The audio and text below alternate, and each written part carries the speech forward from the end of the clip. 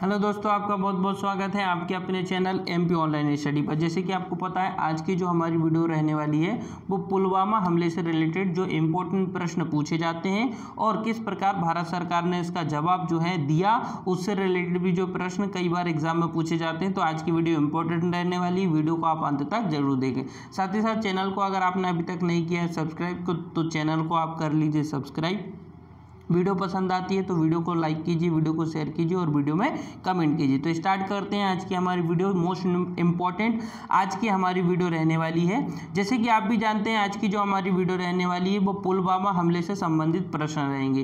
किस प्रकार से पुलवामा हमला करवाया गया और किस प्रकार से भारत सरकार ने उसका जवाब किस प्रकार से भारत सरकार ने जो है उसका आप देखेंगे तो बदला लिया, उससे रिलेटेड प्रश्न आज के रहने वाले हैं। तो इम्पोर्टेंट प्रश्न रहेंगे, तो सभी प्रश्नों को ध्यानपूर्वक आप सुने और नोट भी आप इसको कर सकते हैं। तो स्टार्ट करते हैं। सबसे पहले जो हमारा पहला प्रश्न बनता है वो इस प्रकार रहेगा कि जम्मू कश्मीर के पुलवामा हमले में आतंकी हमला कब करवाया गया था। तो देखिए, जम्मू कश्मीर में जो पुलवामा हमला हुआ था वो कब करवाया गया था, तो वो करवाया गया था आपका 14 फरवरी 2019 को। 14 फरवरी 2019 को जम्मू कश्मीर के पुलवामा में जो आतंकी हमला हुआ था, ये डेट आपको याद रखना है, 14 फरवरी 2019 को हुआ था। इसी के साथ अगर नेक्स्ट प्रश्न की बात करें तो पुलवामा हमले में भारत के सीआरपीएफ के कितने नौजवान शहीद हो चुके थे।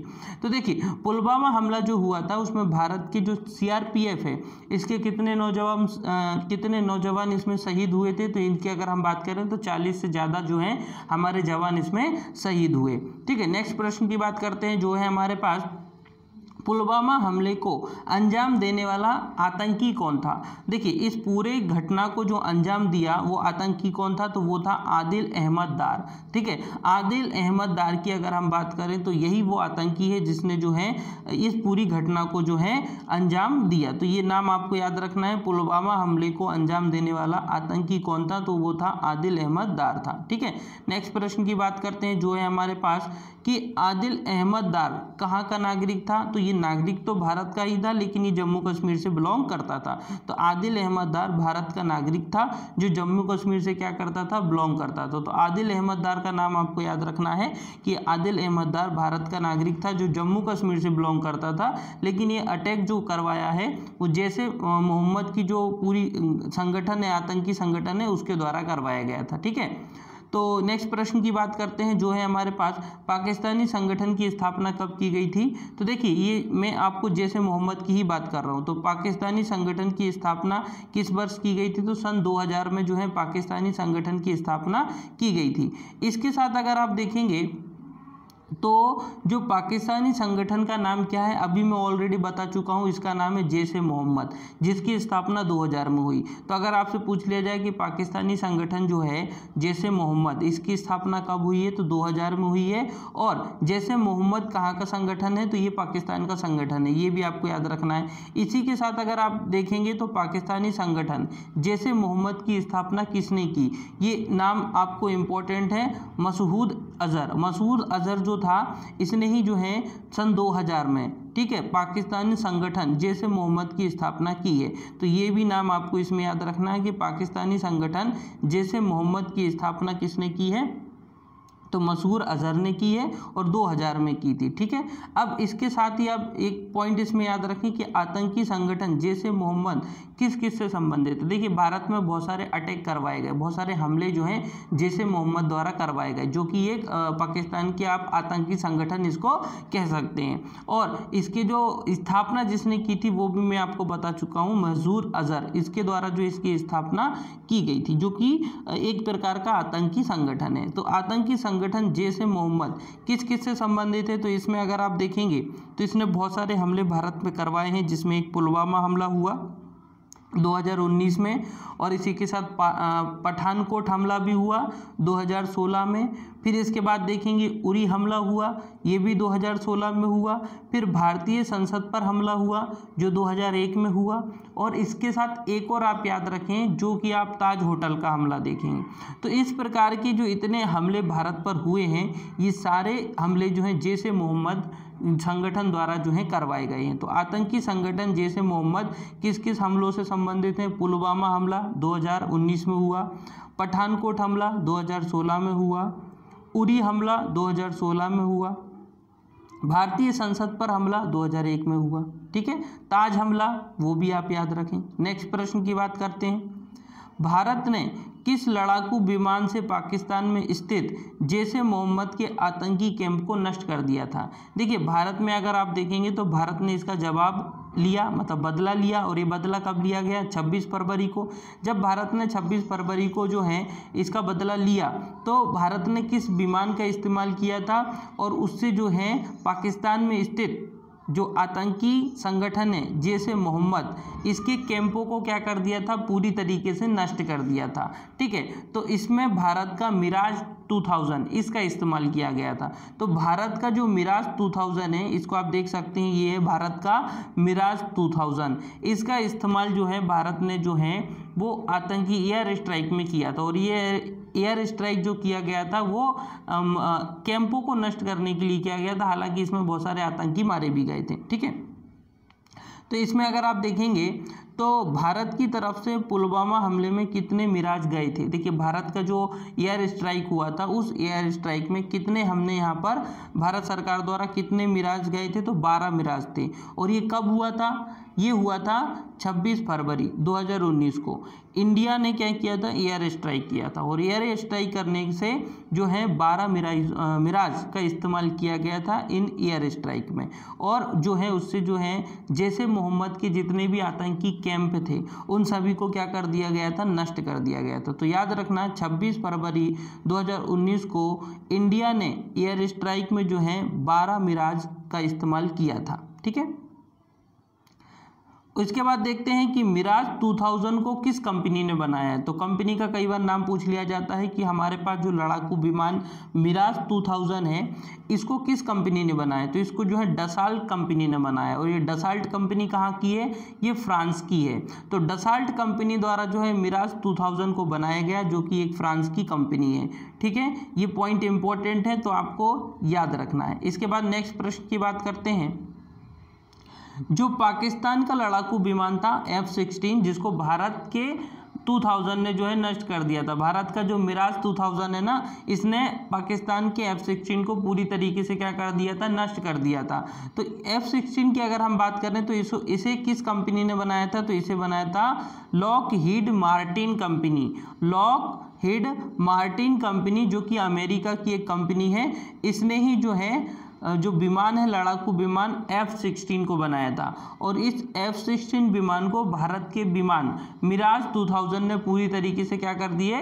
नष्ट कर दिए थे। ठीक है, तो ये वाला पॉइंट भी याद रखें। इसी के साथ एक मोस्ट इंपॉर्टेंट प्रश्न है, भगवान महावीर अहिंसा अवार्ड किसे दिया गया है? देखिए, भगवान महावीर अहिंसा अवार्ड दिया गया है अभिनंदन वर्धमान को। हमारे भारत के शेर कहें या आप इनको वीर कहें, है ना, ये जो है हमारे, इनको वीर चक्र भी दिया गया है। तो अगर आप देखेंगे अभिनंदन वर्धमान, इनकी अगर हम बात करें जो कि भारत के शेर हैं, इनकी अगर हम बात करें तो इनको जो है भगवान महावीर अहिंसा अवार्ड दिया गया है, क्योंकि उस एयर स्ट्राइक में ये भी थे, है ना, पायलट थे, और इनके द्वारा जो विमान का यूज़ किया गया था उसका नाम भी पूछा जाता है। तो अभिनंदन वर्धमान का नाम भी आपको याद रखना है। और साथ ही साथ इन्होंने किस विमान का इस्तेमाल किया था? तो MiG-21 का इस्तेमाल किया था। ये जो विमान है MiG-21, इसका इस्तेमाल जो है वो अभिनंदन वर्धमान जी द्वारा किया गया था, और उनको जो है भगवान महावीर अहिंसा अवार्ड भी दिया गया है। तो ये वाला पॉइंट भी याद रखना है।